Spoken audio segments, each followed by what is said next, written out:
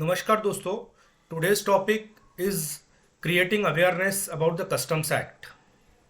The Customs Act 1962 is meant to collect the import duties on the articles or goods which are imported into India.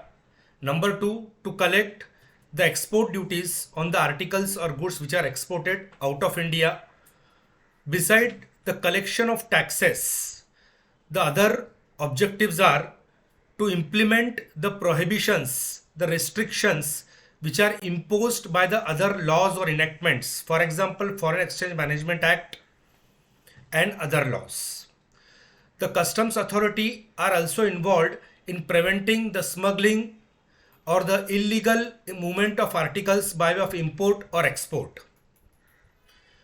The customs law is basically regulated by, managed by the Ministry of Finance in the Government of India. Now, the another very important act which is connected to Customs Act is Customs Tariff Act. The rate of import duties and the rate of export duties which are leviable under Section 12 of Customs Act. They are mentioned in the first schedule to the Customs Tariff Act and the second schedule to the Customs Tariff Act. Customs Tariff Act not only provides the rate for customs duties, but it also contains various sections which are acting as charging sections to levy various duties in addition to customs duties under the Customs Act. For example, countervailing duty on subsidized articles, anti-dumping duty, protective duties, IGST on import of goods, compensation cess on import of goods. These are some of the duties which are leviable under Customs Tariff Act and not Customs Act. So now we have understood what is the main purpose of Customs Act, what is Customs Tariff Act. Now we are going to understand another important part of this whole ecosystem of import and export or foreign trade, and that is foreign trade policy. For the purpose of regulating foreign trade and the development of foreign trade, the Parliament has enacted Foreign Trade Development and Regulation Act.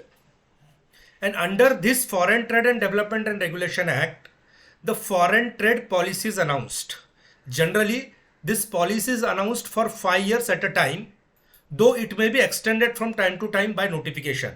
For example, the previous foreign trade policy 2015 to 2020 was extended from time to time, and it was in force up to 31st March 2023. And now from 1st April 2023, we are having a new revamped foreign trade policy.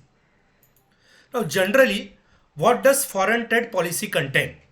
Foreign trade policy lays down the various provisions for incentives to be given to exporters. Number one. Number two, it also provides the various restrictions and prohibitions on import and export.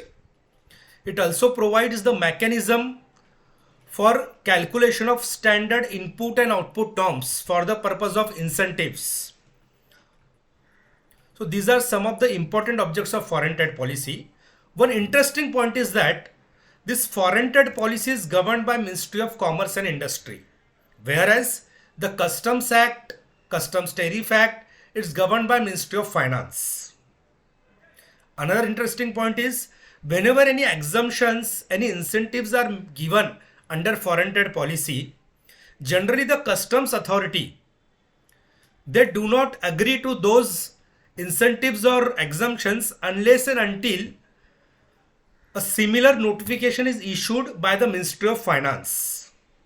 So generally, a type of war between increase in revenue and between incentive to foreign trade is always going on between the Ministry of Commerce and Industry and Ministry of Finance. In the videos to be uploaded in future, we will study in depth the various other aspects of customs law and foreign trade policy. Till then, goodbye. Thank you.